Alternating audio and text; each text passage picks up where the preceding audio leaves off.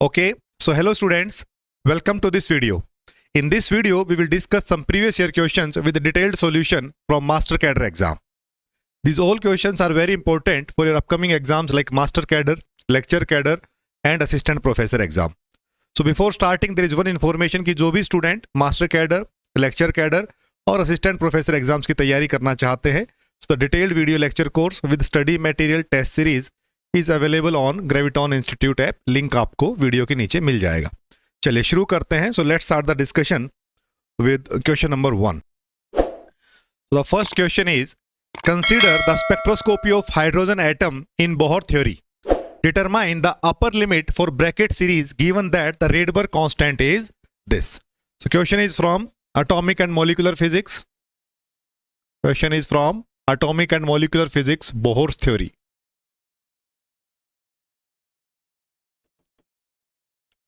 Upper limit for the bracket series के लिए upper limit calculate करनी है इन टर्म्स ऑफ वेवलेंथ. तो वेवलेंथ का क्या फॉर्मूला होता है? 1 by lambda is equal to R 1 by N final square minus 1 by N initial square. अब एन फाइनल और एन इनिशियल की वैल्यू क्या होगी वो हमें यहां पे देखनी है. तो कौन कौन सी सीरीज होती है? Lyman, Balmer, Paschen, Brackett, Pfund. तो यहां पे एन फाइनल और एन इनिशियल क्या होगा? यहां पे एन फाइनल 1 होता है, यहां पे 2, यहां पे 3, यहां पे 4, यहां पे 5 और N initial can be anything above than this. तो फॉर एग्जांपल ब्रैकेट सीरीज के लिए एन फाइनल की वैल्यू 4 है, ये फिक्स है. एन फाइनल की वैल्यू 4 है. For example this is N final which is equal to 4 और इससे ऊपर N equal to 5, 6, 7 and so on. अब हमें चाहिए अपर लिमिट और upper limit in terms of wavelength. तो वेवलेंथ के रूप में अगर हम देखना चाहते हैं अपर लिमिट मींस, अगर देखो ये भी सभी ट्रांजिशंस जो हैं these are from bracket series, तो इन सब में upper limit of wavelength, maximum wavelength किसकी होगी, क्या होगी? तो मैक्सिमम वेवलेंथ मतलब स्मॉलेस्ट फ्रीक्वेंसी, स्मॉलेस्ट फ्रीक्वेंसी मतलब स्मॉलेस्ट एनर्जी. तो ये जो ट्रांजिशन है इसके कोरस्पॉन्डिंग हमें स्मॉलेस्ट फ्रीक्वेंसी मिलेगी, स्मॉलेस्ट फ्रीक्वेंसी मिलेगी एंड लॉन्गेस्ट वेवलेंथ मिलेगी. यही होगा. तो जो N initial equal to infinite वाला केस होगा, जो अगर हम यहां से लें कोई ट्रांजिशन, तो इसके लिए एनर्जी सबसे ज्यादा, फ्रीक्वेंसी सबसे ज्यादा, वेवलेंथ सबसे कम. लेकिन हमें चाहिए upper limit of the in terms of wavelength. तो अपर लिमिट के लिए मतलब मैक्सिमम वेवलेंथ कब आ रही है? मैक्सिमम वेवलेंथ कब आएगी? जब एनर्जी और फ्रीक्वेंसी मिनिमम होंगे. वो ये वाली ट्रांजिशन है. तो एन इनिशियल इसमें हम कितना लेंगे? 5 लेंगे. तो N initial is 5 and N final is 4. So it is equal to 1 by lambda R 1 by N final square is 4 square that is 16 minus 1 by 25. So it is nothing but R into, ये कितना हो जाएगा इसका LCM? 400 and ये हो जाएगा 25 minus 16. तो it is 9R by 400 is equal to 1 by lambda. 1 by lambda. अभी हम लैम्डा कैलकुलेट कर लेते हैं. तो lambda is equal to 400 by, so this will be 9R. So 400 by 9R. So 400 divided by 9 into this R. R की value कितनी given है? 109677.6. 109677.6 centimetre inverse है यहां पे. ठीक है, ये ध्यान रखना, यही खेल है आखिर में. तो अब इसको हम सोल्व करेंगे. तो इसको सोल्व करके देखिए लैम्डा की वैल्यू क्या आ रही है. सोल्व करिए. 400 बाई 9 डिवाइड बाई 109677.6. यहां तक क्लियर है? तो इसकी जब हम सोल्व करते हैं तो इसकी वैल्यू आती है 0.000405 सेंटीमीटर हो जाएगा ये. ठीक है, ये लैम्डा की अपर लिमिट आ गई कि मैक्सिमम ये होगी. ठीक है, अगर हम वेवलेंथ स्केल पे देखें लैम्डा को, तो अगर ये ऐसी ऐसी लाइंस हैं तो जो अपर लिमिट है इस सीरीज की वो हमने कैलकुलेट कर ली है, दैट इज दिस. अब हमें चाहिए इसको एंगस्ट्रॉम में कन्वर्ट करना. तो एंगस्ट्रॉम में कन्वर्ट करेंगे, कैसे करेंगे? तो ये कितना हो जाएगा 1 2 3 4 5 6 7, सो इट इज 4052 इंटू 10⁻⁻7 इंटू ये कितना है 10⁻⁻2। 1 एंगस्ट्रॉम में होता है 10⁻⁻10 मीटर, तो हम क्या करेंगे, इसको एक 10⁻⁻1 से मल्टीप्लाई कर दो और 10⁻⁻1 से डिवाइड कर दो। अब देखो ये कितना हो गया 10⁻⁻10, ये एंगस्ट्रॉम बन गया and it is nothing but 40520 angstrom. ये आ गई है आपकी अपर लिमिट ऑफ द वेवलेंथ।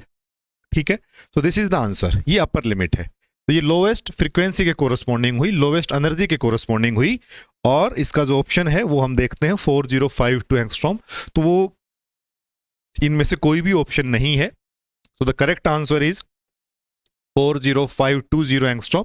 तो इस क्वेश्चन में कोई भी ऑप्शन सही नहीं था, so this is the correct option, correct answer. ठीक है, बात क्लियर हो गई, समझ में आ गई। तो this is the universal formula. इसी में हमसे पूछा जाता है घुमा फिरा के कि या कोई भी सीरीज की upper limit, lower limit. Lower limit के बारे में अगर बात करें तो क्या होगा, अगर इसी क्वेश्चन को मैं कहूं कि लोअर लिमिट के पॉइंट ऑफ व्यू से समझो कि लोवेस्ट वेवलेंथ क्या होगी, तो इसका मतलब आप कहेंगे कि हाईएस्ट फ्रीक्वेंसी। फॉर एग्जाम्पल अगर मैं लोवेस्ट वेवलेंथ की बात करूं, लोवेस्ट वेवलेंथ लिमिट, तो आप समझेंगे कि लोवेस्ट वेवलेंथ मतलब मैक्सिमम फ्रीक्वेंसी, मैक्सिमम एनर्जी। तो वो कहां से आ रही है, जब एन इनिशियल इनफाइनाइट है, उस सिचुएशन में आप क्या करोगे, एन इनिशियल को आप इनफाइनाइट रखोगे और एन फाइनल तो आपका 4 है ही, तो ये वाला जो है 1 बाई इनफाइनाइट हो जाएगा, ये 0 हो जाएगा ये पार्ट। तो 1 by lambda will be nothing but r by 16, और इससे आप सोल्व करोगे तो फिर आपको इस लाइन की इंफॉर्मेशन मिल जाएगी जो कि लॉन्गेस्ट वेवलेंथ की, सॉरी लोवेस्ट वेवलेंथ की तरफ इशारा करेगी, स्मॉलेस्ट वेवलेंथ की तरफ इशारा करेगी।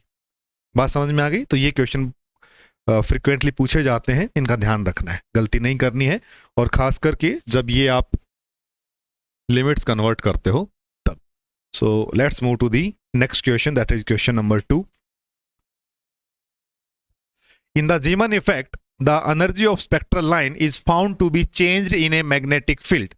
What is the amount of energy change? Very elementary question, very easy question from the atomic and molecular physics again, and topic is Zeeman effect. तो जीमन इफेक्ट में कोई भी स्पेक्ट्रल लाइन, यही तो जीमन इफेक्ट है कि the splitting of the spectral line in the presence of external magnetic field is जीमन effect. तो इसका मतलब क्या हुआ कि जो इंटरेक्शन एनर्जी है वो हमने देखी, that is ml mu B B, यही आती है। For delta ml equal to 0 we observe pi components, and delta ml plus minus 1 we observe sigma components. किसी भी पॉइंट ऑफ व्यू से समझ सकते हो। अगर हम स्पेक्ट्रम की बात करें तो यहाँ पे आपका पाई कंपोनेंट है, that is at h mu naught, और यहाँ पे आपका सिग्मा प्लस और सिग्मा माइनस कंपोनेंट्स हैं, that is h nu naught plus mu B B आते हैं, H nu naught minus mu B B. इनके बीच का जो डिस्टेंस है वो कितना है, म्यू बी बी, ऐसे समझ लो, या फिर ml के पॉइंट ऑफ व्यू से समझ लो। फॉर एग्जाम्पल आप ml की वैल्यू अगर l की वैल्यू अगर 1 है तो ml will be plus minus 1 0। तो जब भी क्या होगा, एक ट्रांजिशन ऊपर जाएगी that will be mu B B shift होगी, एक नीचे जाएगी that will be minus mu B B, and corresponding to that हम देखते हैं ट्रांजिशन तो डिफरेंस कितना आता है म्यू बी बी का, और म्यू बी की वैल्यू कितनी होती है EH बाई 2 पाई m। तो वो ध्यान रखना है, उसको भूलना नहीं है, ठीक है। तो इसका ऑप्शन आ जाएगा म्यू बी बी, ये डिफरेंस आएगा। तो इस पे हमने बहुत सारे क्वेश्चन किए हैं, इसके आगे के क्वेश्चंस भी हमने बहुत किए हैं कि कैसे इसको सोल्व करना है, बट अभी तो हमसे यही पूछा गया है कि ये डिफरेंस कितना होता है, स्प्लिटिंग जो होती है लाइन की वो क्या होती है। तो वो एच न्यू नोट की जो लाइन थी उसके साथ कोरस्पॉन्डिंग हमें एच न्यू नोट और उसके साथ 2 कंपोनेंट्स और मिल जाते हैं, H nu naught plus mu B B, H nu naught minus mu B B. और वो भी हमने डिस्कशन किया हुआ है काफ़ी डिटेल में कि जब पैरेलल ऑब्जर्व करते हैं तो क्या होता है, परपेंडिकुलर ऑब्जर्व करते हैं तो क्या होता है, कौन से कंपोनेंट्स की पोलराइजेशन क्या है। ये 2-3 तरह के क्वेश्चन यहाँ से बनते हैं, ठीक है। एक तो न्यूमेरिकल पॉइंट ऑफ व्यू, दूसरा कि व्यू कैसा है कि क्या हम फील्ड के परपेंडिकुलर देख रहे हैं या पैरेलल देख रहे हैं, और तीसरा कि जो कंपोनेंट्स हैं उनकी पोलराइजेशन क्या है। ये 3 तरह के क्वेश्चन यहाँ से बनते हैं, तो इस टॉपिक से ये आपको ध्यान रखना है, ठीक है। ये तीनों चीजें ध्यान करके जाएंगे। नेक्स्ट इज, ये क्वेश्चन काफी बार किया है अलग अलग सेशंस में। The question is, you can say, from the atomic or molecular physics or from the quantum mechanics point of view, in Stern-Gerlach's experiment, the atomic beam whose angular momentum state is to be determined must travel through. कि जो भी beam, question is from, say it is, we are taking it in atomic or in quantum mechanics point of view. कि जो भी beam जिसका angular momentum हमने determine करना है वो कैसी मैग्नेटिक फील्ड के थ्रू पास करती है, तो यहां पे जो हम मैग्नेटिक फील्ड प्लेस करते हैं वो क्या होती थी, इनहोमोजीनियस होनी चाहिए. पहले तो कैसी होनी चाहिए, इनहोमोजीनियस होनी चाहिए. इनहोमोजीनियस स्टैटिक मैग्नेटिक फील्ड. इनहोमोजीनियस क्यों होनी चाहिए, for the net deflecting force. तो यहां से जब पास करेगी, so the field should be inhomogeneous and static in nature. So very elementary question, direct question, option C will be correct. Inhomogeneous static magnetic field. और इसमें बीम में atoms होते हैं, आयन नहीं होते हैं. ठीक है, ये भी क्वेश्चन कभी पूछा जाए तो ये जो बीम है it is atomic beam. Atomic beam, beam of atoms. तभी वहां से हम मैग्नेटिक डायपोल मोमेंट के कॉन्सेप्ट के थ्रू एंगुलर मोमेंटम को प्रूव कर पाते हैं. ठीक है. So next question is from the solid state physics specific heat topic, solid state physics. आप जब ये लेक्चर देख रहे हैं तो kindly note down these solutions as well. ठीक है, आपकी हेल्प होगी इससे बाद में. So according to the Debye theory of specific heat of solids, where is the law of Dulong and Petit valid? For low temperature, for high temperature, for a critical temperature, or only for metals? देखो, तो specific heat का जो हम plot देखते हैं with respect to temperature, that is something like this. Okay, so high temperature पे it is 3R experimentally and low temperature पे it is T³. ये एक्सपेरिमेंटल प्लॉट है. अब हमारे पास जो थ्योरी है वो क्या क्या है, classical theory. Classical theory first, then Einstein's quantum theory,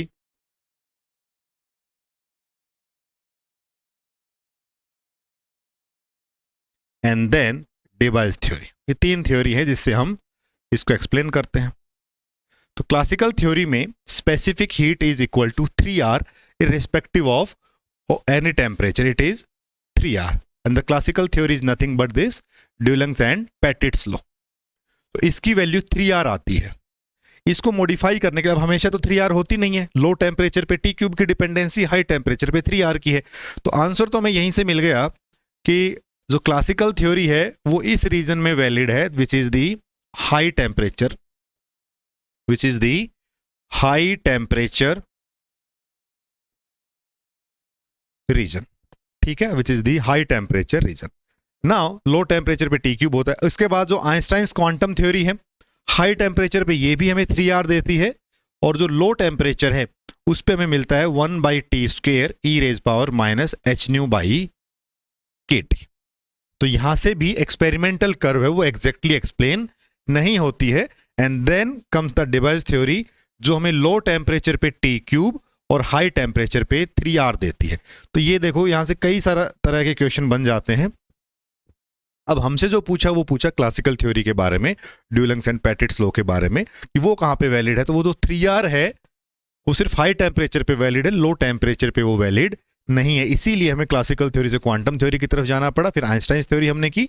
Einstein theory में जो डिस्क्रिपेंसी थी दैट वाज रिजोल्व्ड बाय डेबायस थ्योरी, और उससे हमें ये प्लॉट एक्सपेरिमेंटली प्लॉट जो है वो वेरीफाई होता है. ठीक है, so option is option B, that is for high temperatures. आगे बढ़े.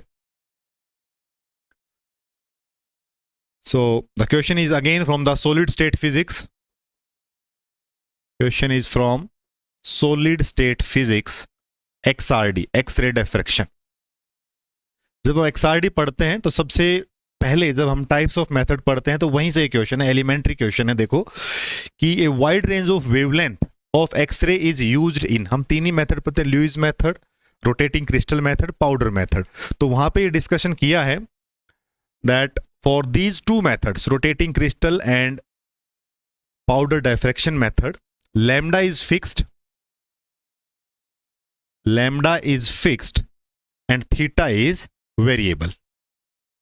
Because varying lambda is a bit difficult task, but in this Lewis method, lambda is variable and theta is fixed. तो हमसे पूछा है कि कौन सा मेथड है जिसमें रेंज ऑफ वेवलेंथ यूज की जाती है, फिक्स वेवलेंथ यूज नहीं होके एक रेंज ऑफ वेवलेंथ. तो इन दोनों में तो क्या आते हैं, लैम्डा फिक्स है, सिर्फ इसमें लैम्डा वेरिएबल है. तो आंसर क्या आएगा, लुईस मेथड. और जनरली इनमें भी एक्सपेरिमेंटल सेटअप में अगर कभी पूछ लिया जाए तो generally lambda is equal to 1.54 angstrom के सेटअप्स यूज होते हैं. अगर कभी कोई एक्सपेरिमेंटल क्वेश्चन ऐसा पूछ लिया जाए तो इसकी जो वेवलेंथ है वो that is of order of 1.54 angstrom when lambda is fixed in the crystal rotating और द पाउडर डायफ्रैक्शन मेथड्स. ठीक है, so this is the question from XRD. Now the Hall effect in solid state physics is used to measure. Question is again from the solid state physics. कि hall effect जो है उससे हम क्या क्या major कर सकते हैं. तो हॉल इफेक्ट से हम carrier concentration, type of charges and mobility. तो उसके according sign of charge carrier is the correct one out of all these options. तो आप लिख सकते हो from the Hall effect we can measure the concentration, type of charge carriers and the mobility of the charges. तो तीन information जो है type of charge carriers में मींस इलेक्ट्रॉन है या होल है. ठीक है, तो वो हम यहां से कर सकते हैं. और इससे और क्या क्या क्वेश्चन बन सकते हैं, that coefficient RH is equal to 1/NE. ठीक है, so this was also a very basic question from the Hall effect. एक चीज यहाँ पे देखो कि जो भी टॉपिक सारे टच किए हुए हैं, टॉपिक कोई भी छूट नहीं रहा है throughout the solid state physics starting from the crystallography to the Hall effect. तरह तरह के क्वेश्चन पूछे गए हैं. But one good thing is कि जो भी टॉपिक टच हुआ है वहां से एलिमेंट्री क्वेश्चन, डायरेक्ट क्वेश्चन बना है और ऐसे क्वेश्चंस के ही आने की सबसे ज्यादा संभावना होती है. ठीक है, the crystallographic notation UVW represent. The question is again from the solid state physics.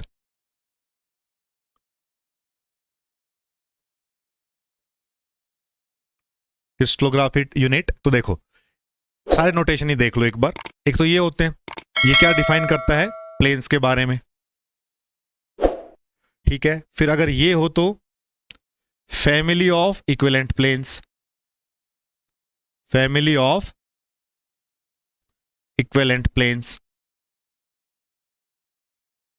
उसके बाद एक होता है ये this notation, so it is for the direction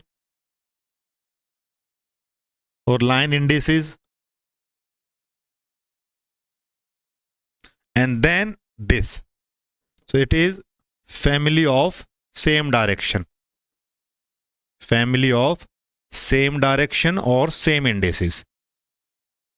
Same direction or same indices. ठीक है, तो इसमें देखो आपका कौन सी कैटेगरी में आ रहा है. तो this is this family of equivalent direction और equivalent indices. Option D is the correct one. ये भी सारे नोट डाउन कर लो, ये भी कभी पूछा जा सकता है. ठीक है,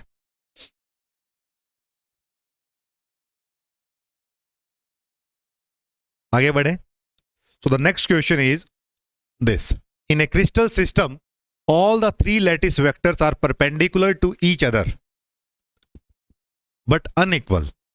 Means alpha, beta, gamma each are 90 degree and A, B, C are not equal to each other. The system represented is trigonal है, tetragonal है, ऑर्थोरोम्बिक है या हेक्सागोनल है. देखो ये आपको हमेशा ध्यान रहने चाहिए इस तरह के एग्जाम्स में. यहां से देखो कितने क्वेश्चन बन सकते हैं, मल्टीपल क्वेश्चन यहां से पूछे जा सकते हैं इसी तरह के. कैसे करोगे, अभी हमसे जो पूछा है वो क्या है, A is not equal to B, not equal to C and alpha equal to beta equal to gamma 90 degree. ये कौन से सिस्टम को रिप्रेजेंट करता है, कौन से क्रिस्टल लैटिस को ये रिप्रेजेंट करता है, ये हमसे पूछा है. तो यहां पे मैंने लिखे भी हैं, these are the crystal lattice in 3 dimensional, cubic, tetragonal, orthorhombic, rhombohedral और इसको ट्राइगोनल भी कह सकते हैं, हेक्सागोनल, मोनोक्लिनिक, ट्राइक्लिनिक.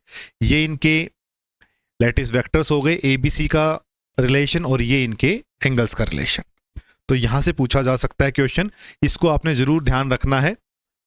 इसका एक ट्रिक भी है, अगर याद रखने का एक फनी सा ट्रिक है, अगर आप उसको ध्यान रखना चाहो तो वो भी, क्योंकि ये जरूरी है, ये भी और 2D में भी, 2D वाले भी और 3D वाले भी, यहां से क्वेश्चन बनता है। और ऐसा लगता है कि हो जाएगा, बट जब हमारे पास ये ध्यान नहीं रहते तो बहुत कंफ्यूजन हो जाता है इनमें। देखो इसको कैसे ध्यान रखोगे, इसकी एक सीरीज बनाओ, चिंटू टिफिन ओपन रखता है, मदर टोकती। बस क्या बताया, चिंटू टिफिन ओपन रखता है, मदर टोकती। ये लिख लो, पहला लेटर लिख लोगे तो see, cubic, tetragonal, orthorhombic, rhombohedral, hexagonal, monoclinic, triclinic, ये बन जाएंगे। उसके बाद देखो यहां पे A equal to B equal to C से शुरू करिए, तीनों बराबर हैं, फिर इसको अनइक्वल कर देंगे, एक अनइक्वल हो जाएगा, फिर दोनों अनइक्वल हो जाएंगे। ठीक है, एक सीरीज यहां बन गई।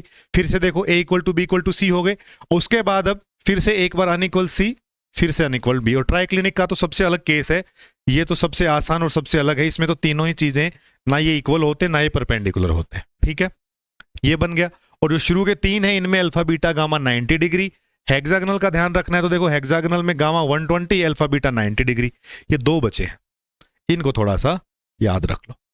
ठीक है, सो इसमें भी देख सकते हो alpha is equal to beta 90 आ रहे थे, that is not equal to 90 but less than 120। अगली सीरीज में ये चेंज हुआ, then alpha and beta 90 but gamma is 120 हो गया। एंड इसमें अल्फा इक्वल टू गामा, इनके ही कॉम्बिनेशन बनाए हुए हैं दो तीन, एक बार ये दोनों बराबर है, एक बार ये दोनों बराबर है, एक बार ये दोनों 90 के बराबर है, और ये गामा 120 हो गए। And this is not equal to 90 degree. तो ट्राइक्लिनिक को तो अलग से ही ध्यान रहता है वो तो, ठीक है, और रहता तो क्यूबिक का भी ध्यान है, बट ऐसे अगर बना लोगे तो 2 मिनट लगेंगे, और 2 मिनट नहीं लगेंगे,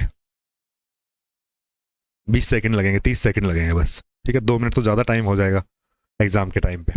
ठीक है, so this is how you can do. तो इसका ऑप्शन हो जाएगा orthorhombic.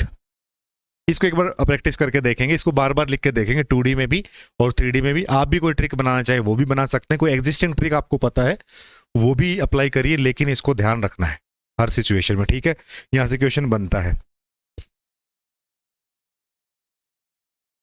The 3 natural radiation in order from most penetrating to least penetrating are. Penetration power के अकॉर्डिंग हमसे पूछा alpha, beta and gamma. Question is from nuclear and particle physics.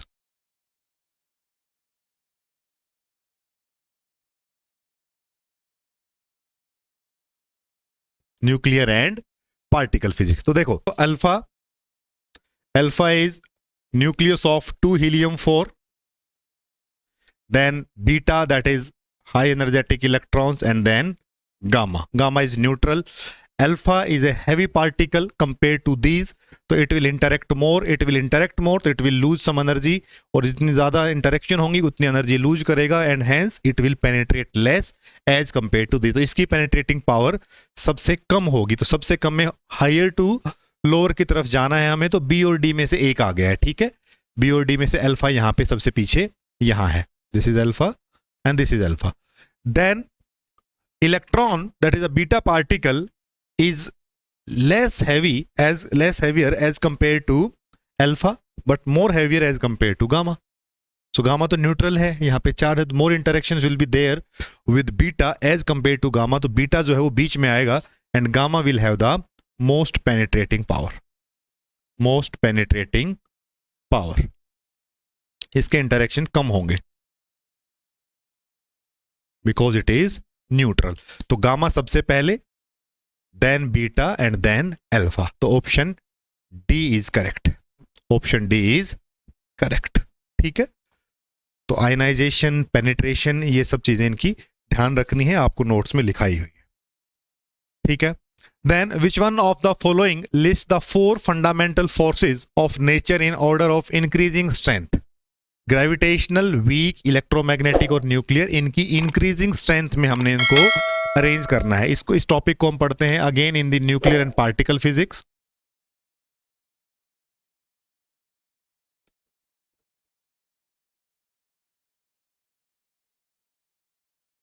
ठीक है, अभी देखो वैसे हमें पता है सबसे स्ट्रॉन्ग फोर्सेस न्यूक्लियर फोर्सेस, और सबसे week forces electromagnetic, sorry gravitational forces. तो ग्रेविटेशनल सबसे पहले और न्यूक्लियर सबसे बाद में, इंक्रीजिंग ऑर्डर में रखना है।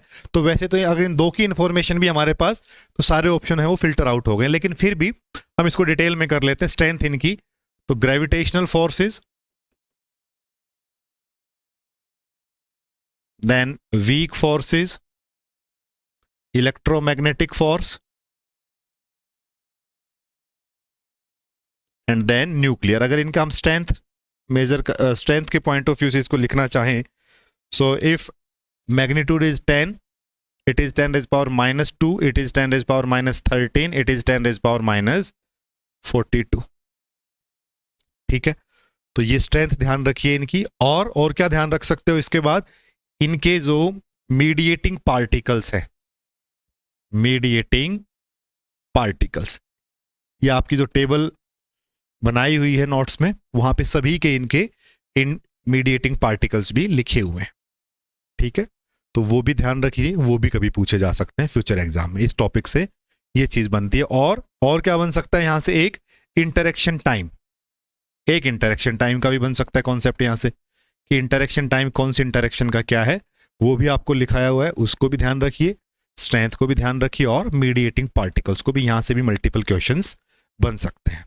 ठीक है, इस क्वेश्चन का ऑप्शन होगा option A is the correct one, that is gravitational, weakest, then weak, then electromagnetic, and then the nuclear forces, which are the strongest forces in the nature. And this is a question from the theory of nuclear and particle physics. What was achieved by the discovery of W and Z intermediate vector bosons? Question is from nuclear and particle physics. तो W and Z intermediate vector bosons की discovery से क्या information हमें मिली? यहां से इस option के according देखो, this electro weak unification was verified, means these W and Z particles are the mediating particle of weak interaction, and through the discovery of these bosons, these intermediating vector bosons, the unification of electromagnetic force and weak forces was concluded. So this was the experimental discovery of W and Z. एक चीज तो यहां से तो ये option correct है, the electromagnetic unification was verified. एक question और भी आपसे कभी पूछा जा सकता है कि these vector boson helps in confirming the experimental verification of standard model. Okay, तो standard model का भी आप यहाँ पे लिख सकते हो कि W and Z bosons are experimental verification of standard model, and they are direct experimental verification. They are direct experimental verification of electromagnetic force, और ऐसे लिख सकते हो experimental verification of unification of electromagnetic force and weak force in a single framework, in a single framework. तो इसका option D will be correct. The next is from the nuclear and particle physics, और इसको हम shell model में पढ़ते हैं। अब shell model में तो हम जो स्पिन पैरिटी कैलकुलेट करते हैं वो भी नहीं पूछी, उससे भी एक स्टेप पहले यहाँ पे रोका गया है, but nowadays spin parity, dipole moment, quadrupole moment can be asked. According to the nuclear shell model, what is the proton configuration for nuclide 13 aluminium 27? तो Z यहां पे कितना है, 13 है। ठीक है, A कितना है, 27 है, N कितना होगा, 14। ठीक है, सो प्रोटॉन के लिए हमसे पूछा है, तो यहीं से हम जो सबसे एलिमेंट्री स्टेप है वही हमसे पूछा कि क्या कॉन्फ़िगरेशन होगी। देखो ये इलेक्ट्रॉनिक कॉन्फ़िगरेशन है, ये प्रोटॉन कॉन्फ़िगरेशन। कभी गलती से आप इसमें इलेक्ट्रॉनिक कॉन्फ़िगरेशन मत ढूंढने लग जाना। ठीक है, जैसे ये लिखी हुई है 1s2 2s2, no, proton configuration पूछा है शेल मॉडल के अकॉर्डिंग। तो क्या होगा, ऐसे लिखते हैं हम, तो यहां पे कितना होगा, 2, यहां पे 4, यहां पे 2, यहां पे maximum 6 can be there, again 2, again 4 and so on. हमें इतने आगे जाने की जरूरत नहीं है, ये मैक्सिमम नंबर ऑफ न्यूक्लियंस हो गए। ठीक है, अब देखो 13 कहां पे फिल हो रहे हैं, 2 + 4 6, 8 और 6, तो यहां पे आएंगे इस कॉन्फ़िगरेशन में। तो यहां पे देखो कितना है, 1s2, 2p4, 2p half and 3d 5/2। ये 5/2 का कैसे आता है देखो, इसको क्या करना होता है, अगर इसकी आपको ये वैल्यू देखनी है, ये जो j वैल्यू है ये देखनी, क्या करना है, इसको 2j + 1 इज इक्वल टू इसके बराबर रख दो 2, तो j की वैल्यू यहाँ पे कितनी हो जाएगी 1/2। 2j + 1 is equal to 4, j is equal to 3/2। यहाँ पे कितना हो जाएगा 2j + 1 is equal to 2, j is equal to 1/2। ये क्या है 2j + 1 is equal to 6, 2j is equal to 5, j is equal to 5/2। ऐसे कैलकुलेट करते हैं, स्पिन पैरिटी है ना, हम सिंपल क्या हमने रूल बनाया हुआ है, इसको हम लिख लेते हैं पहले डायरेक्ट सीरीज को, देन इसमें देख लेते हैं मैक्सिमम न्यूक्लियंस कितने आएंगे, उसके बाद ये जो जे वैल्यू है ये तो फिर जहां पे भी फिलिंग हो रही है लास्ट न्यूक्लियन की उसका ले लेते हैं, पिक कर लेते हैं, इसको याद रखने की कोई भी जरूरत ऐसी नहीं है। तो ये तो ऑटोमेटिक S1/2 हो गया, ये P3/2 हो गया, ये 1/2 हो गया, ये 5/2 हो गया, ये 3/2 हो जाएगा, ये 1/2 एंड सो ऑन। तो यहां से तो हमसे सिर्फ कॉन्फ़िगरेशन ही पूछी थी कि ये आएगी, ठीक है, 2 इसमें, 4 इसमें, 2 इसमें और 6 आ सकते हैं, हमें 5 की ही जरूरत है क्योंकि जेड की वैल्यू 13 है, 5 ही बचेंगे, तो D5/2 में 5 आएंगे।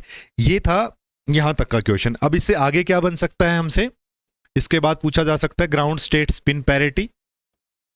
तो वो क्या करोगे स्पिन पैरिटी के लिए, अब हमें पता चल गया कि J इक्वल टू यहां पे कितना है 5/2,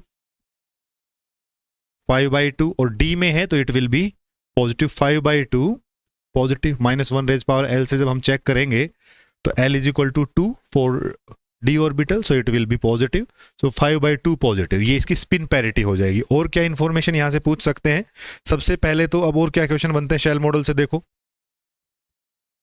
जो आपको तैयार कर रहे हैं, स्पिन पैरिटी ये अच्छे से निकालने आनी चाहिए फॉर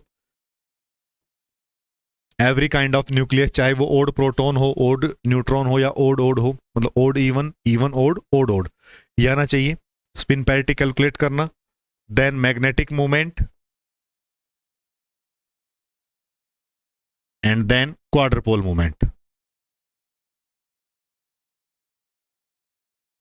ये जो तीनों कैलकुलेशन हम सेल मॉडल से करते हैं ये हमें आनी चाहिए, एटलीस्ट ये दो तो बहुत अच्छे से आनी चाहिए कि मैग्नेटिक मोमेंट वाला क्वेश्चन थोड़ा सा एडवांस समझ के पूछ लेता है, स्पिन पैरिटी वाला थोड़ा बेसिक बना के पूछ लेता है, क्वाड्रपोल मूवमेंट में थोड़ी सी कैलकुलेशन होती तो हो सकता है इसको अवॉइड कर दे, बट यस ये दोनों पार्ट तो बहुत इंपॉर्टेंट है, बट इसको भी आना चाहिए, अगर जरूरत पड़ जाती है तो यू शुड कैलकुलेट इट, ठीक है। तो ये तीनों इंफॉर्मेशन यहां से शेल मॉडल से हमें होनी चाहिए। आगे बढ़ते हैं। If fx is a symmetric periodic function of x, fx is equal to f of minus x, इसका मतलब क्या हुआ, even function fx, then in general the Fourier series of function will be of form. Question is from mathematical physics, Fourier series.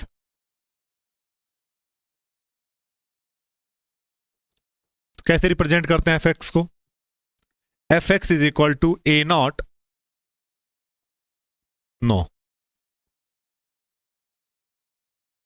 fx is equal to a naught plus an cos n pi x by L, n starts from infinity, plus bn sin n pi x by L, n equal to 1 to infinity, ठीक है। Now how to calculate this a naught, an and bn? So a naught is generally written 1 by 2L minus L to L fx dx, if these are the limits given.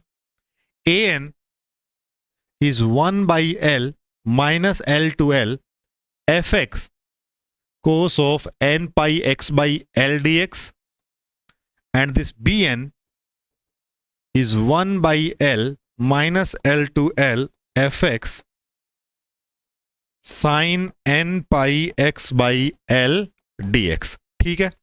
ये होते हैं a naught, a n और b n coefficients. अब देखो, अब हमारा जो function है f x is equal to f of minus x, even function है, function is even function.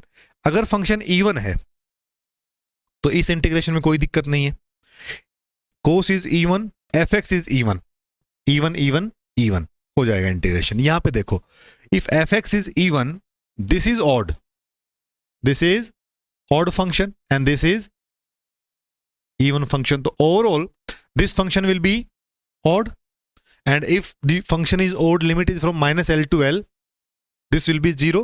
So in this case, this bn is equal to 0. bn is equal to 0 हो जाएगा. bn is 0. Now एक case तो ये हो गया, solve तो इसी से हो जाएगा, लेकिन अभी कर रहे हैं तो दूसरा भी रख लो. अगर fx ओड होता, अगर fx ओड होता तो आप क्या कहते हैं? अगर fx ओड है तो in this situation this will be 0. odd, even, odd, this will be 0. And odd, even. So bn will survive. So in this situation I can say a0 equal to an. ये दोनों 0 हो जाते and bn will survive. अब हमारा case है fx even वाला. So bn will be 0. Only a0 and an will survive. ठीक है, ये इंफॉर्मेशन आ गई. अब देख लो इससे. So it is a0 an cos n pi x by l, वो जो भी यहाँ पे n के x के पॉइंट ऑफ व्यू से लिखा हुआ है और सभी ऑप्शंस में. So only this option is correct, क्योंकि ये तो 0 हो जाएगा. अभी ये तो 0 हो जाएगा, तो a0 plus an cos n pi x by l. So only this option verifies. यहाँ पे bn है, यहाँ पे bn है, यहाँ पे an और bn है. So option B is the correct one.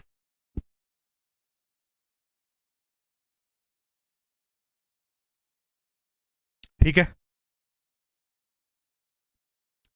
The value of the integral Ez sin z z minus 2 dz, where the contour C is the unit circle mod z minus 2 equal to 1 is. देखो, question is again from the mathematical physics complex analysis.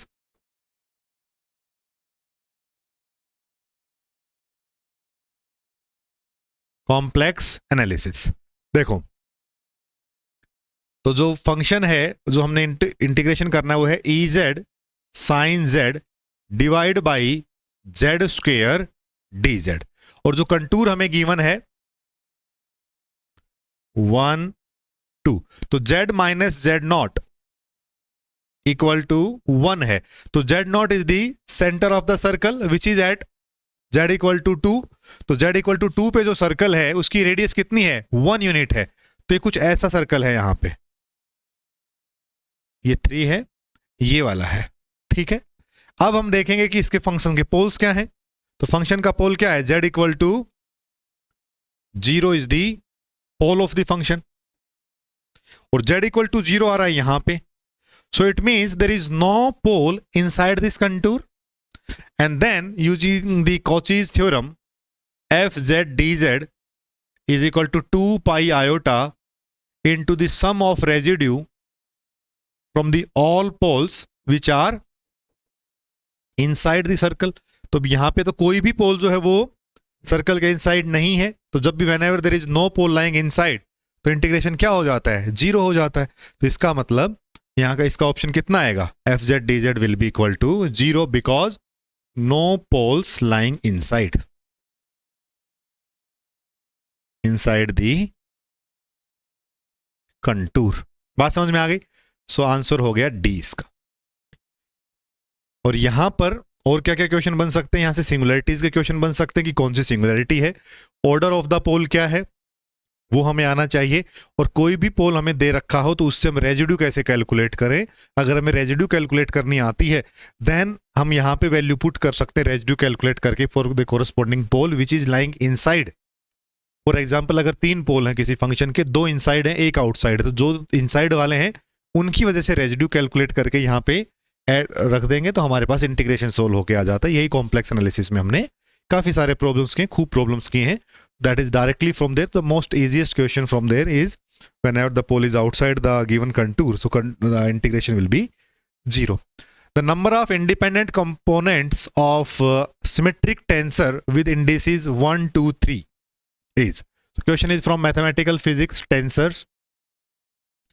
ये question throughout all the competitive exams काफी बार repeat हुआ है.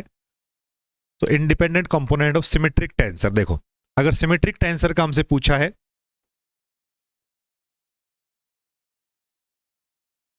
So it is n into n plus 1 by 2. और अगर कभी antisymmetric का पूछा जाए, number of components of antisymmetric tensor, तो it will be n into n minus 1 by 2. अब यहां पे n है 3, ओके, तो 3 के लिए कितना हो जाएगा, 3 इंटू 4/2 6। तो इसका ऑप्शन तो हो जाएगा 6 करेक्ट, क्योंकि सिमेट्रिक है। अगर एंटी सिमेट्रिक पूछा होता तो 3 इंटू 2 डिवाइड बाई 2, 3 से 3 चला जाएगा, इट विल बी 3, तो ऑप्शन आएगा 3। ठीक है, एन इज द डायमेंशन। तो यहाँ पे 3D का केस था, इसलिए हमने 3 इंडिसेस का केस था, तो 3 इंटू 4 करके ऑप्शन 6 आ गया। ये क्वेश्चन कई बार पूछा गया है, इनिशियली ये नेट में पूछा गया, फिर गेट में पूछा गया, अब जो है ये क्वेश्चन इन एग्जाम्स में पूछा जाने लगा है, चाहे वो असिस्टेंट प्रोफेसर एग्जाम हो, चाहे ये मास्टर कैडर और लेक्चर कैडर के एग्जाम। ठीक है, the next question is from the Laplace transform of mathematical physics.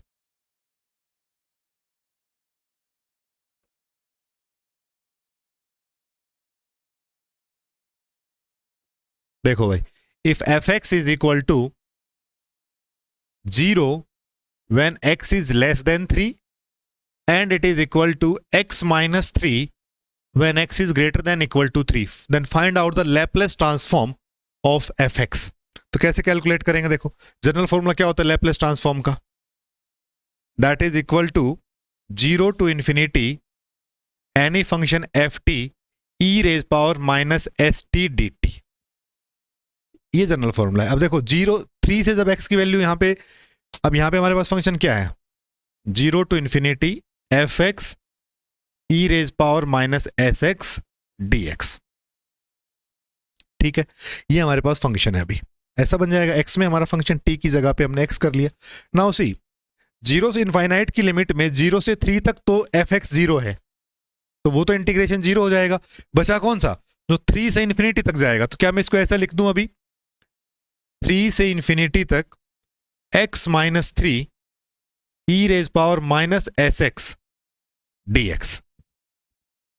ये बचा, क्योंकि 0 से जो 3 वाला था वो तो एफ एक्स 0 है, तो उसकी वजह से वो इंटीग्रल तो 0 हो गया, 3 से इन्फिनिटी तक का बचा है। अब x माइनस 3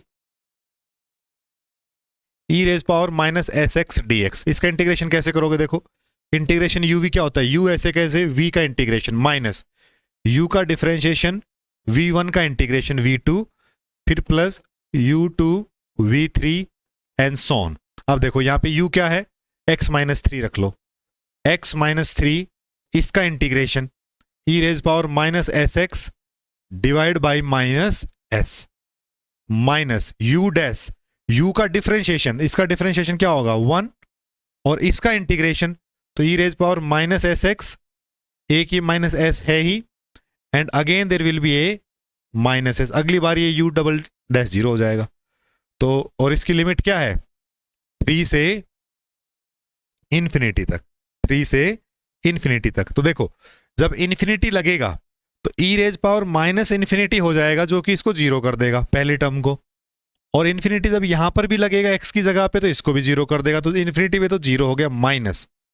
जब 3 लगेगा तो जैसे 3 लगेगा तो 3 माइनस 3 इस टर्म को फिर से 0 कर देगा माइनस, और ये माइनस माइनस प्लस हो गए, e raise power minus 3s divide by s square, और ये माइनस दोनों प्लस हो जाएंगे, तो कितना आया, e raise power minus 3s divide by s square, e raise power minus 3s divide by s square, तो e raise power minus 3s s of minus 2।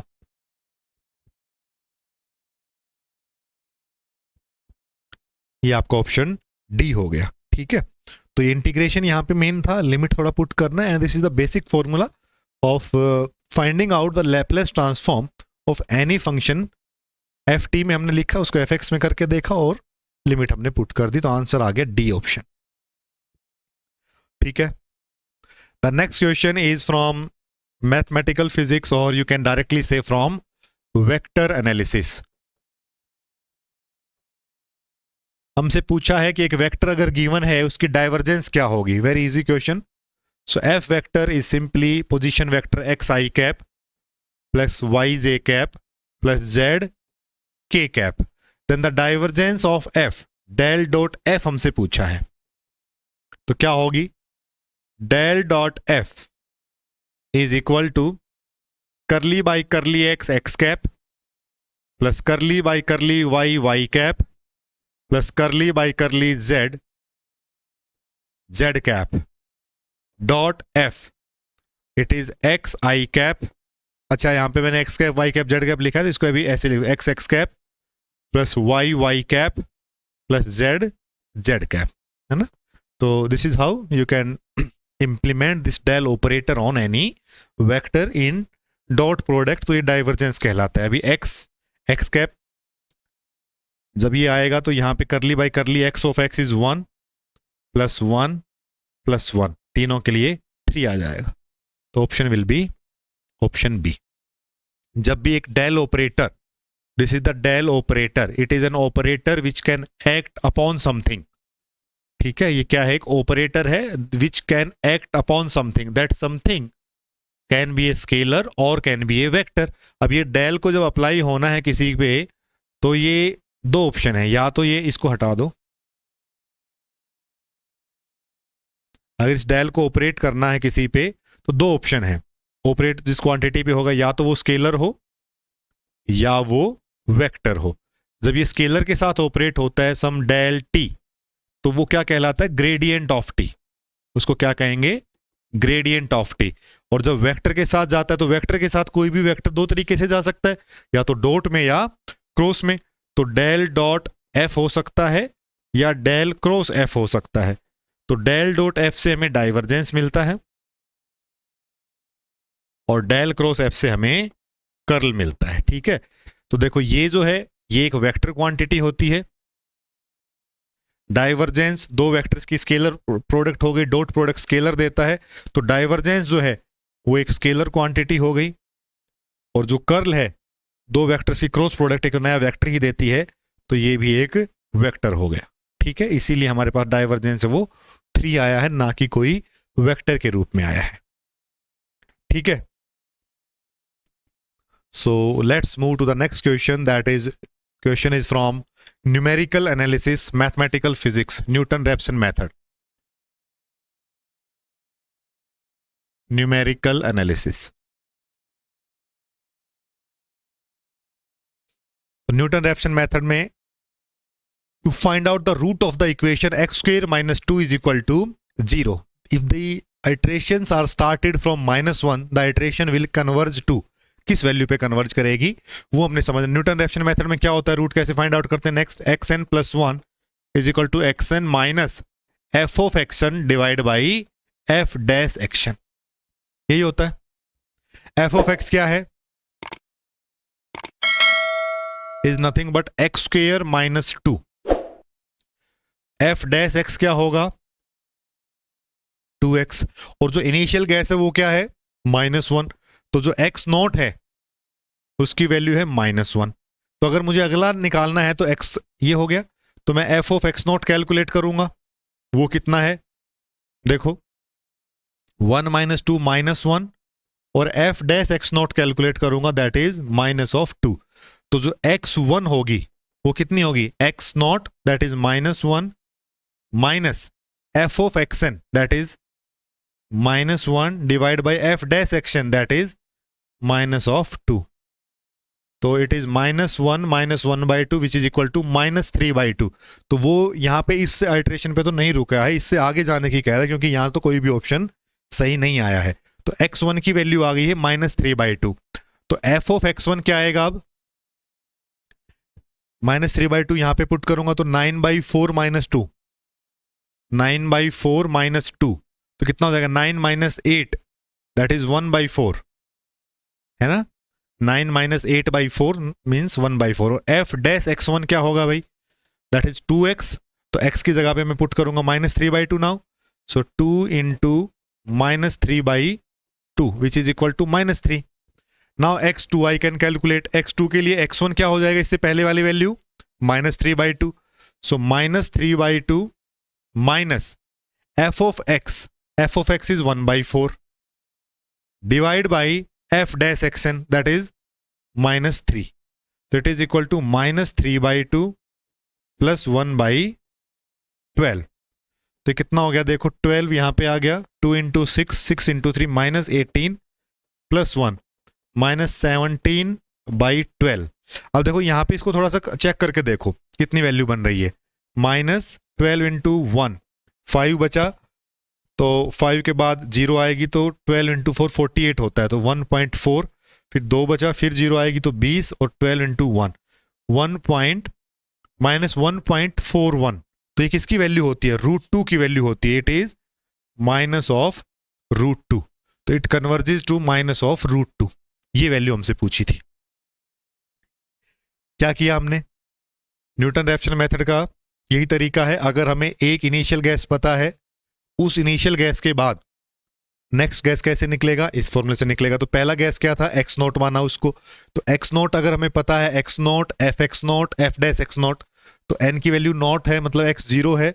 तो x1 मुझे पता चला कितना? -3/2। जैसे x1 पता चला तो चेक किया कि ये यहाँ पे नहीं पूछ रहे हैं, ये आगे जाने की कह रहे हैं, तो x1 पे गए। x1 के केस में अब ये x1 fx1 f dash x2 f dash x1, तो ये क्या हो गया? f डैश x1, तो ये कितना हो गया? x2।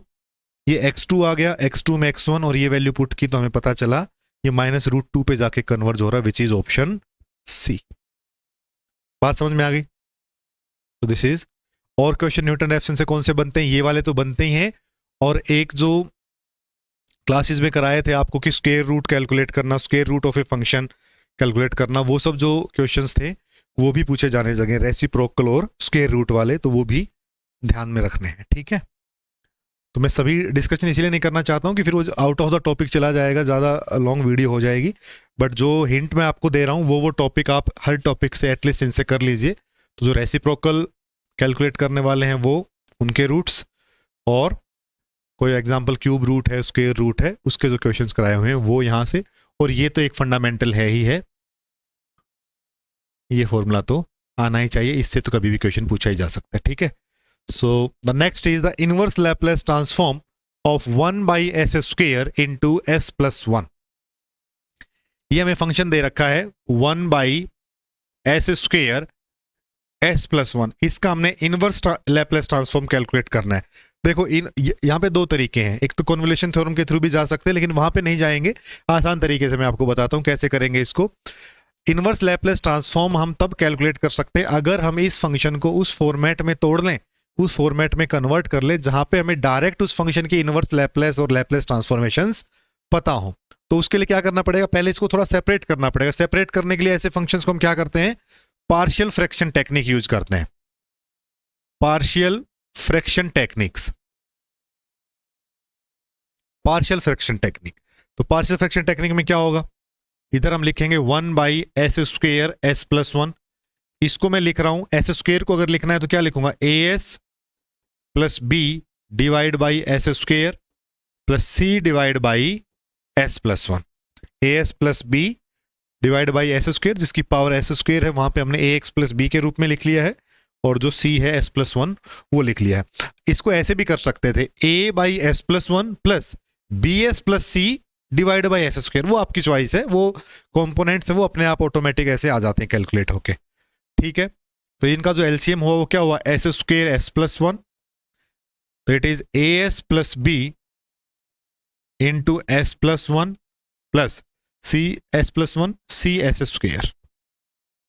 ये एलसीएम से सोल्व हो गया यहां तक। अब देखो इसको मैं क्या लिख सकता हूं? as² + bs + as + b + c² divide by s² s+1, और इधर जो चला आ रहा है वो तो है ही s² s+1। अब क्या करेंगे?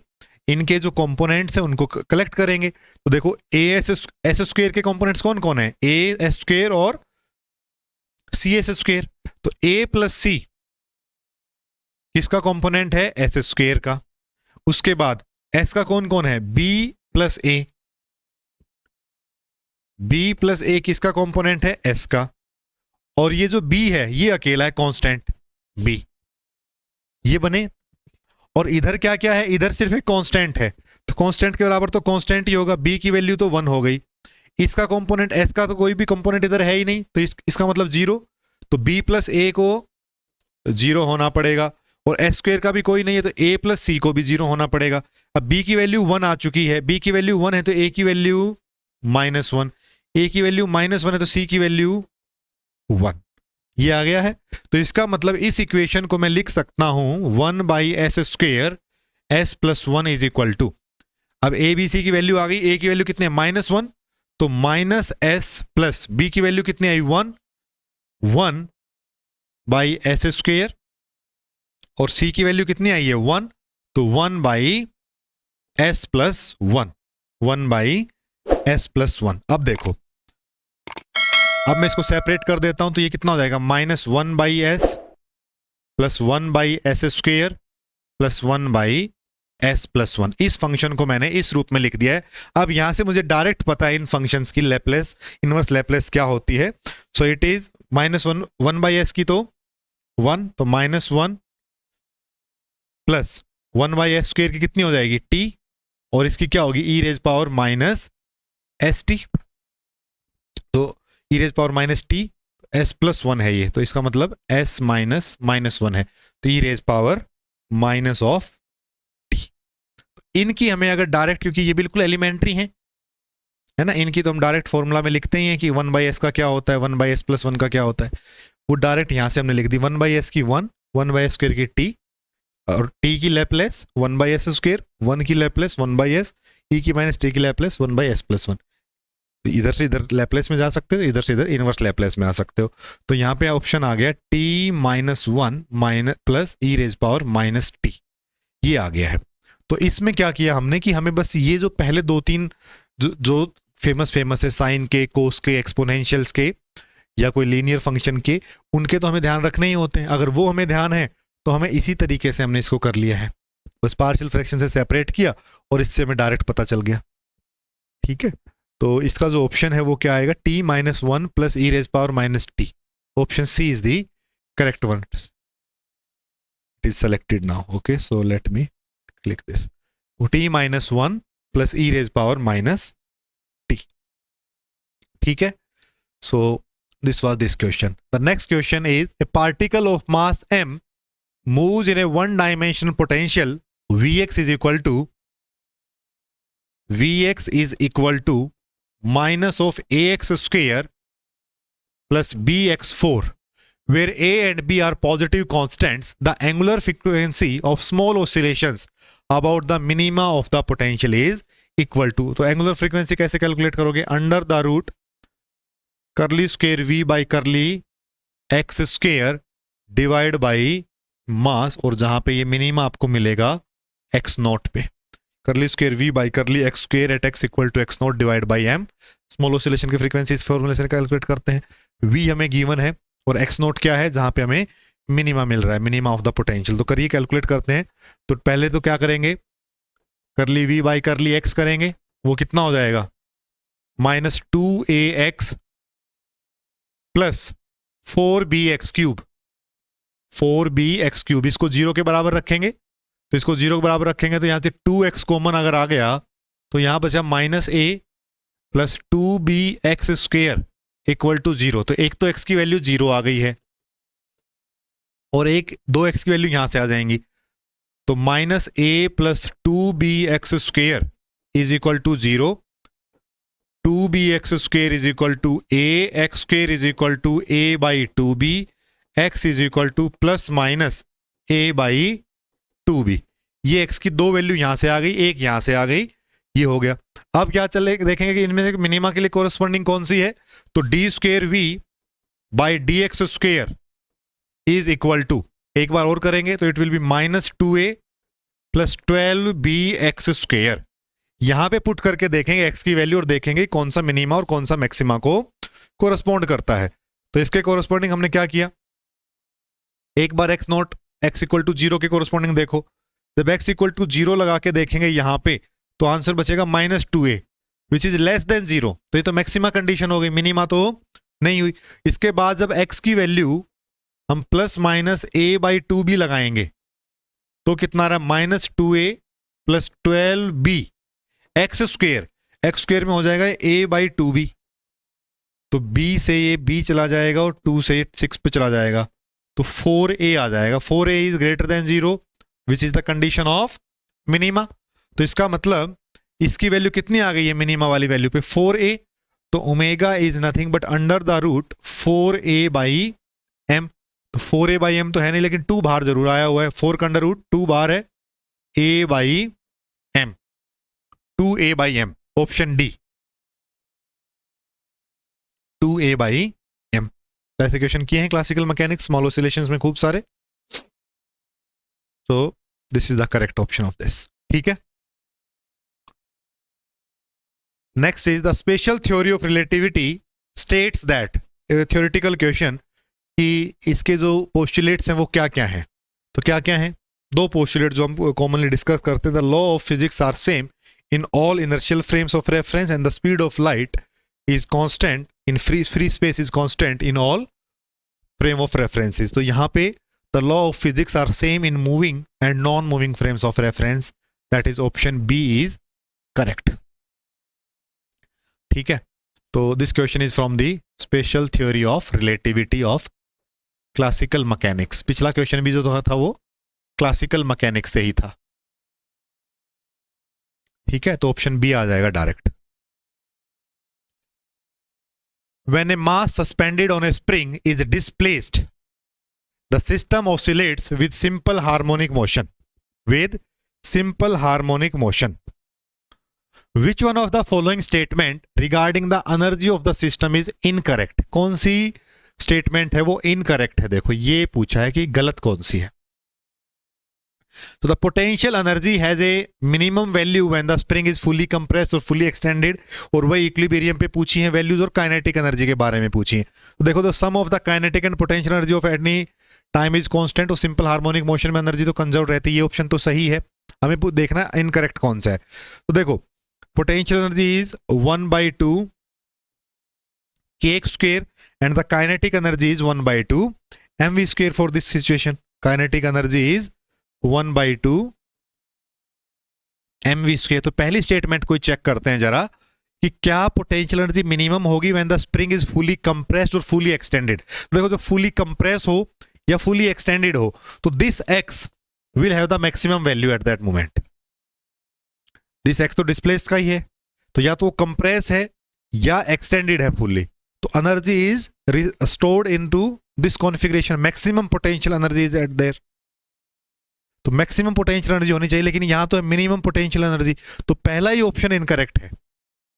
पहला ही ऑप्शन इनकरेक्ट है, और वही हमसे पूछा है क्योंकि पोटेंशियल एनर्जी की जो वैल्यू है वो मिनिमम होगी इक्विलिब्रियम पे, that is x equal to 0, और मैक्सिमम होगी एक्सट्रीमम्स पे, और kinetic energy will be maximum at equilibrium and 0 at extremums. Extremes पे क्या होगा, वो 0 हो जाएगी, speed will be 0, so kinetic energy will be 0। तो इसके अकॉर्डिंग पहला ऑप्शन है वही गलत है, क्योंकि जब भी, और वैसे भी कॉमन सेंस की बात भी है कि अगर स्प्रिंग फुली कंप्रेस्ड है तो उसमें उस समय पे एनर्जी इज स्टोर्ड, और it is fully extended then also the potential energy is stored. और वो जो कंप्लीटली स्ट्रेच है, फुली कंप्रेस है, फुली स्ट्रेच है, तो इसका मतलब maximum potential energy should be there, but ये ऑप्शन यहीं पे गलत है पहला ही, और बाकी भी आप देख सकते हो all will be correct options, only this option is incorrect from the system of simple harmonic motion of mass and spring. In general, the waves have two velocities, the group velocity and the phase velocity. What is the phase velocity of relativistic particle? ये बड़ा अच्छा question है, इसको हमने quantum mechanics में पढ़ा था जब हम वेव पैकेट्स पढ़ रहे थे, वहां पे इस क्वेश्चन के को काफी अच्छे से डिस्कस किया था। इस क्वेश्चन को नहीं, इस कॉन्सेप्ट को बहुत डिटेल में डिस्कस किया था, and this option is not correct. Option C which is written here is also not correct. So ये ऑप्शन गलत था जो भी एग्जाम में आपको उस टाइम पे मिला था। देखो इसको समझेंगे कि फेज वेलोसिटी क्या है। Phase velocity VP is omega by k and VG is d omega by d k. ये होती phase velocity and group velocity. Group velocity is the velocity of the wave packet, phase velocity of the is the velocity of the individual wave. तो हमसे पूछा यहाँ पे phase velocity क्या होगी relativistic particle की। तो रिलेटिविस्टिक पार्टिकल के लिए we know E is equal to mc² and P is equal to mv। इसको चाहो तो m is equal to m0 1 minus m0 divide by 1 minus v² by c² form में भी लिख सकते हो, लेकिन हमसे यहाँ पे उसकी जरूरत नहीं है। देखो अब अगर मैं vp को कैलकुलेट करूं, vp को h कट में h कट से मल्टीप्लाई करें और h कट से डिवाइड करें तो क्या हो जाता है, E अपॉन P हो जाता है, E अपॉन P। तो E अपॉन P में यहां से अगर कैलकुलेट करूं तो E upon P is nothing but C square by V, C square by V आएगा। तो E by P is my phase velocity, E by P is my phase velocity. So इसकी value जो है वो C square by V है। वो क्या है? C स्क्वेयर बाई V है। C स्क्वेयर बाई V तो यहां पे ऑप्शन में नहीं है, C स्क्वेयर बाई V तो यहां पे ऑप्शन में नहीं है। अब गलती कहां पे करते हैं, वो क्या करते हैं कि इस V की वैल्यू कैलकुलेट कर देते हैं। भाई ये जो V है इसकी वैल्यू कर दी है, V इधर चला जाएगा PC स्क्वेयर बाई E, जो कि गलत है और इसके अकॉर्डिंग ऑप्शन C गिवन है और कई जगह सोल्व भी किया हुआ है ऐसा, जो कि गलत है। देखो यहां पे इस चीज को समझना जरूरी है कि जो अगर पार्टिकल की जो क्लासिकल स्पीड है, जो classical speed of the particle, that is not given by the phase velocity, that is given by the group velocity. Group velocity में हम कहते हैं कि सेंटर की जो स्पीड है वो हम क्लासिकल पार्टिकल से मैच कर सकते हैं। तो जो Vg है, Vg जो है that is DE upon DP, वो V के बराबर आएगी। और तभी ये भी देखो आपको कराया हुआ क्वांटम मैकेनिक्स में ने, Vg इंटू VP, जब ये कैलकुलेट करते तो C square by V into V होके ही तो C स्क्वेयर आता है, तभी तो डायमेंशन मैच होते हैं सारे। VP इंटू V दोनों स्पीड है वो C स्क्वेयर के बराबर आती हैं। तो ग्रुप वेलोसिटी वो V आती है, वो फिजिकल स्पीड के बराबर हो सकती है। यहां से आप इस V की वैल्यू कैलकुलेट करके PC स्क्वेयर बाई E को जस्टिफाई करोगे तो वो गलत है। ठीक है, तो एक्चुअल में क्या है कि फेज वेलोसिटी की वैल्यू यहां पे C स्क्वेयर बाई V है, जो कि कहीं भी ऑप्शन में मेंशन नहीं है, और ग्रुप वेलोसिटी है उसकी वैल्यू V आएगी। कैसे आएगी V? ये भी आप देख सकते हो। E की वैल्यू आप जो है E square is equal to P square C square plus M not square C4। इसको सोल्व करके देखो, E को लिखो E is equal to under the root P square C square plus M not square C4 और then calculate DE by DP। Then you will see जो group velocity Vg है वो V के बराबर आती है, वहां से कैलकुलेट होती है। बट यहां पे अगर हमसे सिंपल E बाई P ही पूछा था तो C स्क्वेयर बाई V ही उसकी वैल्यू आ जाएगी। ठीक है, ये एक चीज हमें ध्यान रखनी है।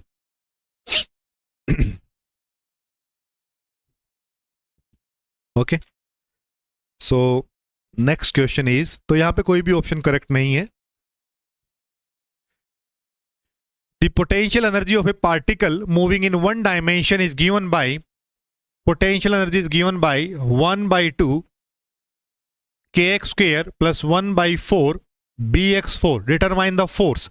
F is equal to minus कर ली u by कर ली x हो जाएगा, F is equal to minus del v। तो minus of kx plus bx cube, तो माइनस अंदर जाएगा तो minus kx minus bx cube, minus kx minus bx cube. Option A is correct. ठीक है, then the question is from the EMT, magnetic field due to a ring. What is the magnetic field at the centre of a circular ring of radius r that carries a current I, that carries a current I। देखो एक बार देख लो इस question को कि अगर एक ring है जिसका रेडियस r है, एक करंट I उसमें से फ्लो कर रहा है, उससे किसी डिस्टेंस d पे, सेंटर से किसी डिस्टेंस d पे जब हम मैग्नेटिक फील्ड कैलकुलेट करते हैं तो B की वैल्यू आती है mu naught I by 2 r square plus d square power 3 by 2। ये मैग्नीट्यूड आता है इन the direction of z cap. ठीक है, तो ये डिस्टेंस d पे है। अभी हमसे पूछा सेंटर पे, तो अगर मैं सेंटर पे कैलकुलेट करूं तो इसका मतलब d की वैल्यू क्या कर दी है, 0 कर दी है। So in this formula put d is equal to 0, और d जैसे 0 पुट करेंगे तो b की वैल्यू आएगी mu naught I by 2 r square divide by, ये 0 होते ही r क्यूब हो जाएगा ये नीचे, तो r स्क्वेयर से r स्क्वेयर चला जाएगा, it is mu naught I by 2r, mu naught I by 2r। r यहाँ पे स्मॉल r रेडियस था तो mu not I by 2r आ गया।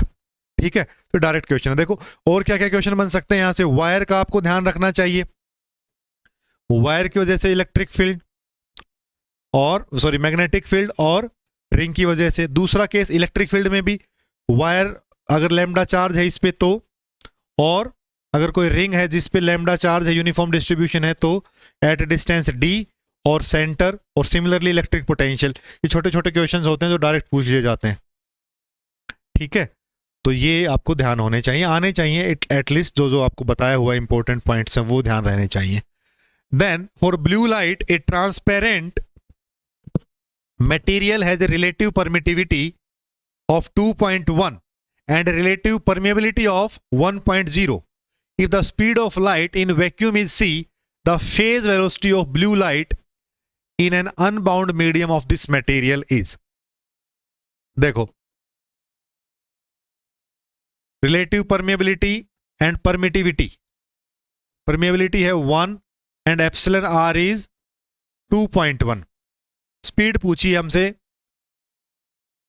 इस मटेरियल में, तो it is nothing but 1 mu epsilon, ये होती है। तो इसको मैं क्या लिख सकता हूं, 1 mu naught mu r epsilon naught epsilon r. तो देखो ये क्या होता है, C is equal to mu naught epsilon naught, ये होती है। तो दिस 1/म्यू नॉट एप्सिलॉन नॉट, ये तो C के बराबर हो गया। तो V is equal to C divide by mu r epsilon r, ये आता है। और ये हमने EM वेव्स में और इन सभी में काफी बार यूज किया, ये वाला फॉर्मूला किया है ना। तो इसका मतलब V is equal to C divide by mu r is 1 and epsilon r is 2.1, so it is C divide by 2.1। ये V की वैल्यू आ गई भाई। ये भी तो हम करते थे ना, V is equal to C by N, refractive index के फॉर्म में लिखते थे। वही वाला फॉर्मूला मैंने थोड़ा और पीछे जाके डिराइव किया है, एक्चुअली ये है। फिर आप अगर अब देखो, अगर आपका फ्री स्पेस है तो इसको म्यू आर एप्सिलॉन आर 1 हो जाएगा, तो mu naught epsilon naught V is equal to C हो जाएगा सिंपली। और अगर कोई मीडियम है तो म्यू आर एप्सिलॉन आर की वैल्यू आके C को इस तरह से इफेक्ट कर देती है, C divide by mu r epsilon r, ठीक है। तो इसका ऑप्शन हो जाएगा C divide by root 2.1 which is option number D. आगे बढ़ते हैं। A charged particle is release from rest in a region where there is a constant electric field and a constant magnetic field. If the two fields are parallel to each other, the path of the particle is. ये कौन सा कहां पे किया है हमने topic, electromagnetic theory, behaviour of the charge particle in electric and magnetic field. उस topic में हमने क्या, देखो एक चार्ज पार्टिकल है और एक रीजन है उसमें, फॉर एग्जांपल इलेक्ट्रिक और मैग्नेटिक फील्ड जो हैं E एंड B दोनों पैरेलल हैं, दोनों पैरेलल डायरेक्शन में है, दोनों की डायरेक्शन एक दूसरे के सेम है, पैरेलल है। अगर कोई चार्ज पार्टिकल Q है, ठीक है, इसको इस रीजन में हमने छोड़ा है, E और B के रीजन में, जहां पे E और B पर पैरेलल हैं एक दूसरे के, तो क्या होगा, this charge particle Q will experience a force because of this electric field in the direction of electric field which is equal to F is equal to QE। तो मतलब जो फोर्स इलेक्ट्रिक फील्ड की वजह से लगेगा वो इसको electric field की डायरेक्शन में खींचने की कोशिश करेगा, तो चार्ज पार्टिकल भी इधर ही मूव करने लगेगा। जैसे इसको एक स्पीड मिलेगी, जैसे इसको एक स्पीड मिलेगी तो magnetic field will be notified कि भाई पार्टिकल के पास तो स्पीड भी है, तुम भी अपना फोर्स लगाओ। और जो मैग्नेटिक फील्ड है वो क्या कहती है, Q V क्रॉस B, ये मैग्नेटिक फील्ड का फोर्स है। तो V is in this direction now, B is also in this direction now. It means V and B both are in same direction, and if two vectors are in same direction, their cross product is 0. तो इनके बीच का angle तो theta तो 0 हो गया, तो V B sin theta, इसका मतलब ये 0, ये 0, तो force 0। So magnetic force F magnetic is 0, F electric is not equal. So magnetic force is not having any value, means magnetic force is 0। तो फोर्स 0 होने का मतलब क्या है कि मैग्नेटिक फील्ड कोई उस पर इफेक्ट नहीं कर रही है, it is not deflecting, not accelerating, not decelerating, it is going in the same way as it is. Magnetic field कुछ भी नहीं कह रही है, तो इसका मतलब क्या हुआ कि मैग्नेटिक फील्ड का कोई इफेक्ट नहीं है, इलेक्ट्रिक फील्ड इसको ऊपर खींचे जा रही है, तो particle will move in a straight line, particle जो है वो स्ट्रेट लाइन में चलता चला जाएगा। ठीक है, तो this is the correct option. The next is a negative test charge is moving near a long straight wire in which there is a current. A force will act on the test charge in a direction parallel to the direction of current if the motion of the charge is in a direction towards the wire, away from the wire, opposite to that of the current, perpendicular to both the direction of current and direction towards the wire. Question is from electromagnetic theory again. देखो, एक negative test charge is moving near a long straight wire. एक long straight wire ली जिसमें से current I flow कर रहा है और एक नेगेटिव चार्ज है which is moving near it. Now a force will act on the test charge in a direction parallel to the direction of current. मतलब एक फोर्स लगता है और उस फोर्स की जो डायरेक्शन है वो डायरेक्शन ऑफ करंट के बराबर में है, उसके पैरेलल है, सेम डायरेक्शन है. तो कह रहा है कि कब लग सकता है ये फोर्स कि चार्ज इधर मूव कर रहा हो, इधर मूव कर रहा हो, इधर मूव कर रहा हो. जो वो बात पूछी है कि चार्ज किधर मूव करे कि फोर्स है वो करंट की डायरेक्शन में लग जाए. तो इसका मतलब देखो, पहले समझना पड़ेगा प्रॉब्लम क्या है कि इलेक्ट्रिक यहाँ पे करंट वेरी कर रहा है, करंट मूव कर रहा है. करंट होने की वजह से इसके आसपास के रीजन में एक मैग्नेटिक फील्ड होगी और वो मैग्नेटिक फील्ड जो है वही इस चार्ज के ऊपर कोई फोर्स लगाएगी तभी ये कहीं ना कहीं मूव करेगा. तो इसका मतलब क्या हुआ कि यहां पे अगर इस रीजन में हमने ऐसा माना है तो magnetic field due to this wire will be in this direction. Right hand rule, place your thumb in the direction of current and this will be in this direction. तो magnetic field will be downward. Magnetic field नीचे की तरफ गई हुई है. And then F is equal to Q V cross B.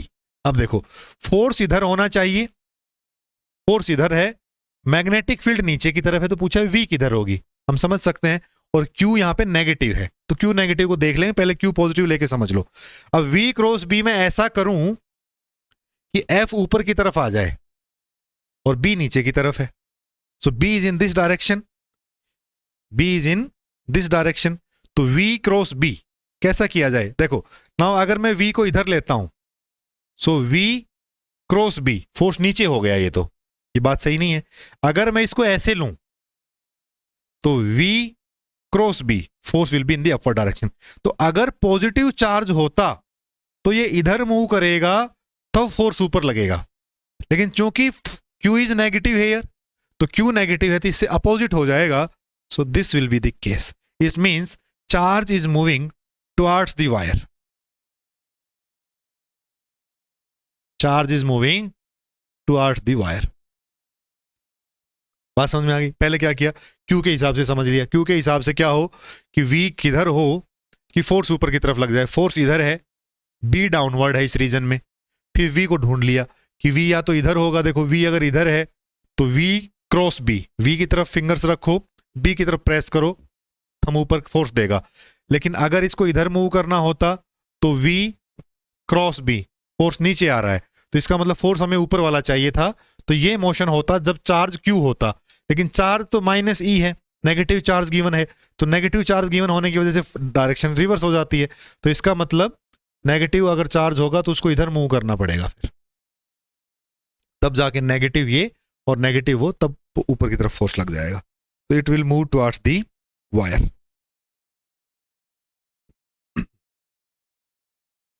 The next question is listed below are Maxwell's equation of electromagnetism. If magnetic monopole exists, which of the following equation would be incorrect? Question is from EMT Maxwell equation. Maxwell's equation.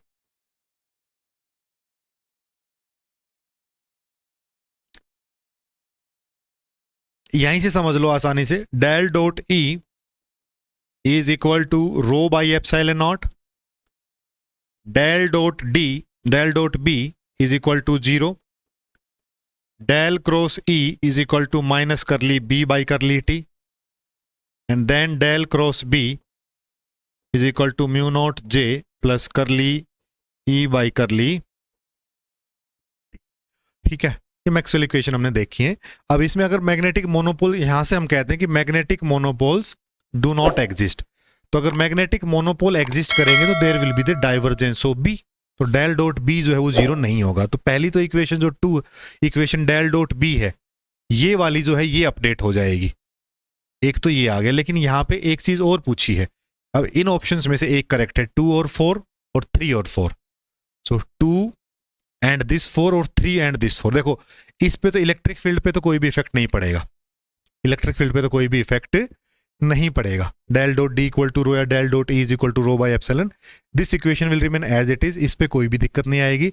Only this equation will also change. ये थोड़ा advance का question इन्होंने पूछा यहाँ पे कि del cross ई की जो इक्वेशन है वो बन जाएगी del cross E is equal to minus curly B by curly T minus mu naught some J magnetic, magnetic current density will be, there ये ऐसे अपडेट हो जाती है। तो this equation will change. Option आएगा इसका 2 and 4, option C will be correct. Option 2 and 4 आप लिख सकते हो। The Faraday's law will be updated with the term magnetic current density, magnetic current density। ठीक है, तो म्यू नॉट जे एम जो है दिस विल बी देयर। सो और ये क्यों आएगा मैग्नेटिक म्यूनेट जो current, magnetic current density, it means flow of magnetic charges, flow of magnetic charges.